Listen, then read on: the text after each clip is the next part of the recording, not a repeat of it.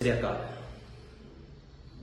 मैं आपको जो जानकारी दे रहा हूं वो शास्त्रों अनुसार है और प्रैक्टिकल जो मैंने जाना है इन ज्योतिषों के तंत्रों के पास जाकर, और जो मैंने पाया है जो जाना है वो मैं आपको बता रहा हूं और मेरी बात में सत्यता है। ठीक है, और लास्ट में मैं आपको 2 वर्ड बोलूंगा, वो भी आप सुनना अच्छी तरह से।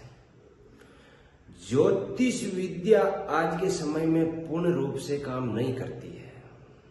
ज्योतिष विद्या सतयुग की, द्वापर युग की विद्या है जो इनके शास्त्रों के अनुसार हमको बताते हैं, और इतनी पुरानी विद्या आज के समय में काम नहीं करेगी, क्योंकि आज का जो युग है वो विज्ञान का युग है, और हम जिस युग में जी रहे हैं उस युग में ज्योतिष का कोई महत्व नहीं है।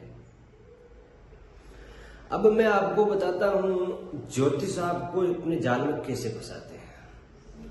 आप किसी भी ज्योतिष के पास जाओगे और आप बैठोगे, वो जाते ही आपकी कुंडली मांगेगा, कुंडली नहीं है तो आपकी डेट ऑफ तारीख मांगेगा, और जो विज्ञान की देन है लैपटॉप मोबाइल उससे देखेगा वो। ठीक है, वो खुद भी विज्ञान पर निर्भर है, और आप अपना काम कराने के लिए ज्योतिष के पास जा रहे हो। कहां से होगा आपका काम?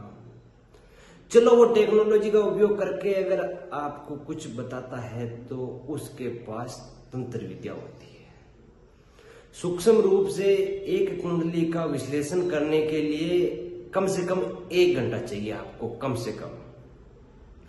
और ये तांत्रिक क्या करते हैं, ज्योतिष क्या करते हैं, है तो असल में तांत्रिक, लेकिन उसके पास गए और आपको 10 मिनट में वो फ्री कर देता है। उसके पास भी तंत्र विद्या है। भारत में ऐसा कोई ज्योतिष नहीं है जिसके पास तंत्र विद्या नहीं है। वो नाम का ज्योतिष है, ऊपर से फ्रेम उसने अपनी ज्योतिष की बना रखी है, और अंदर से वो पूरा तांत्रिक है, पूर्ण रूप से, वो भी तामसिक विद्या का तांत्रिक।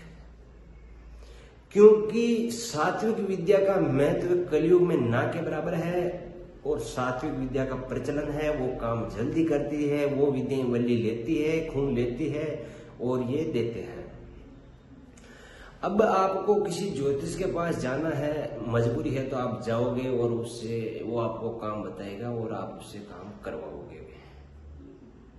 जो भी पूजा पाठ, जो भी पैसा लेगा वो आपसे ले लेगा। ठीक है, मैं आपको पूर्ण रूप से बताना चाहता हूं कि ज्योतिष विद्या के चक्रों में ना पड़ें। कोई विद्या आपका भविष्य नहीं बदल सकती।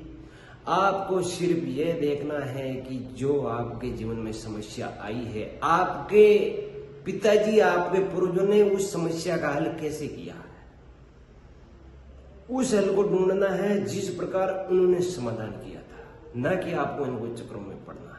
क्योंकि आप जिस आदमी के पास जाते हो वो उनकी गंदी शक्तियों को बेचकर आपके कुल देवता, इस देवता को घर से अलग करके वो आपके पूरे घर की जानकारी लेता है, और फिर कुल देवता और इष्ट देवता को अलग करने के, पितृ देवता को अलग करने के बाद वह गंदी शक्ति हमारे घर में प्रवेश करा देता है। क्योंकि हम उससे जुड़े, उसकी शक्तियों को यही आदेश देता है कि ये आदमी मेरे से जुड़ जाए, और हम न जाने कहाँ जाके बर्बाद हो जाते। एक के पास गए तो वो शक्तियां भेज दी, एक ने दूसरी भेज दी। हमारे जो पूर्ण रूप से घर की शक्तियां हैं, अगर आप एक बार भी किसी ज्योतिष या तांत्रिक के पास चले गए, वो शक्तियां घर से बाहर निकल जाती हैं। इनका पहला ही कार्य यही होता है कि इनकी जो शक्तियां हैं, घर में कुल देवता है, इनको बाहर किया जाए। और जो कार्य पूर्ण रूप से आप लेके गए हो वो कार्य नहीं होगा, क्योंकि इनकी एक कैपेसिटी होती है इन विद्याओं की, 5 या 6 आदमी आप एक दिन में देखकर उसका सॉल्यूशन कर सकते हो, क्योंकि उनको देखना, भोग देना, फिर आगे की प्रक्रिया होती है। और एक जो ज्योतिष है, न जाने कितने आदमियों को चेक कर रहे हैं डेली, 100, 200, 500, तो आपका काम कैसे होगा बताओ। हर चीज की एक लिमिट होती है। आपको मैं बताऊं, गांव में कोई आपके देवस्थान बना होगा तो उसमें कोई देवता है अगर सच्चा, तो हर संडे उसकी सवारी आती है, वो पूर्ण रूप से सॉल्यूशन करते हैं। वो संडे को क्यों करते हैं, वो डेली भी कर सकते हैं ना, क्योंकि उनकी जो शक्तियां, उसकी लिमिट रहती है कि भाई 7 दिन में हम लोगों का काम करेंगे और 7 दिन बाद इनका वापस क्या प्रक्रिया है। कई तो 21 दिन का टाइम देते हैं। वो इसलिए देते हैं कि उनके पास लिमिट ही इतनी है। और आप जाते हो ज्योतिष, हमारा काम कर दो, काम है, सब तांत्रिक है, इनके चक्कर में आपको पड़ना ही नहीं है।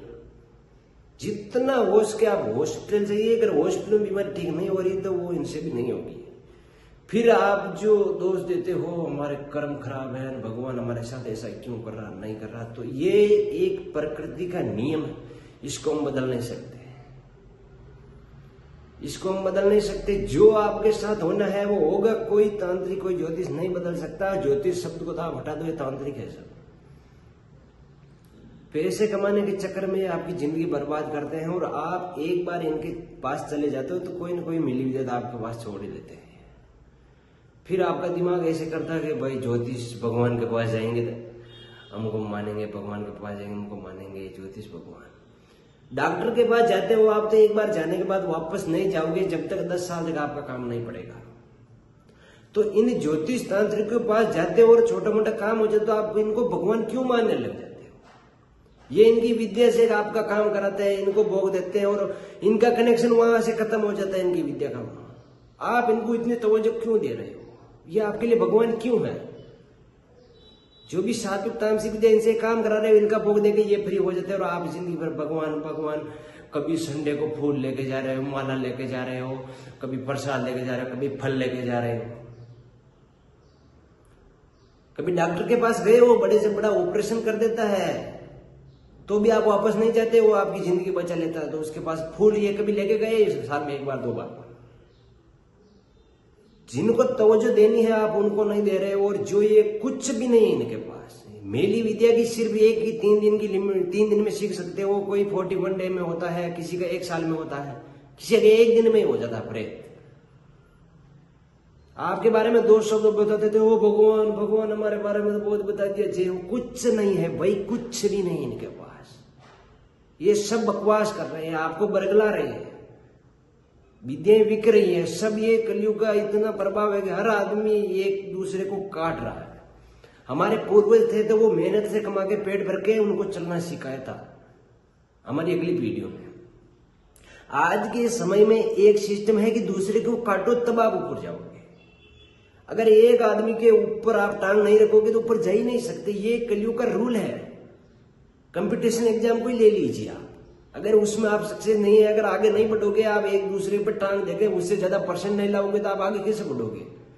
तो जिंदगी का एक ही फंडामेंटल है कि आपको मेहनत जितनी ज्यादा वो करनी और जितने रास्ते हैं उन सब रास्तों को आजमा के आपको आगे बढ़ना। नहीं कि इन तांत्रिकों के चक्कर में पड़ के आगे बढ़ोगे, आप नहीं बढ़ पाओगे। आज के समय में कंपटीशन है और कंपटीशन से जीता जा सकता है हर चीज को। आपको उस जो फील्ड है आपका उसमें ध्यान दो और आगे बढ़ो, उसमें ही रास्ता निकालो आप। लेकिन तांत्रिकों के चक्कर में पड़ो, ज्योतिषों के चक्कर में पड़ो। ज्योतिष का एक ही फंडामेंटल है, वो अपनी विद्या को सही मानता है। महापुरुष कोई भी नहीं है। जो मैं बोल रहा हूं वो भी झूठ हो सकता है और मैं बोल रहा हूं अपने शब्दों के आधार पर बोल रहा हूं। शब्द आपके अलग हो सकते हैं, मेरे हो सकते हैं। मैं कोई महापुरुष, मेरी बात भी सत्य नहीं हो सकती तो ज्योतिष कैसे होगी? कोई भी महापुरुष नहीं है, किसी की बात सत्य नहीं है। आप खुद सत्य है। जो आप करना चाहते हो वो करोगे तब आगे बढ़ोगे। धन्यवाद। राम राम। और अगले वीडियो में और अच्छा टॉपिक लेके मजे से बात करेंगे। धन्यवाद।